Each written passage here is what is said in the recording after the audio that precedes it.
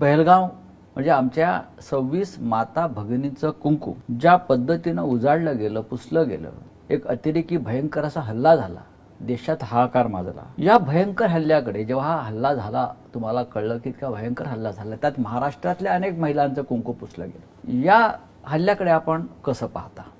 ती आले, आपल्या लोकांना आपल्या डोळ्या देखत गोळ्या घालून निघून गेले. अरे गेले कुठे ते लोक? हे सरकारचं अपयश आहे मानता आपण? मोठं अपयश आहे.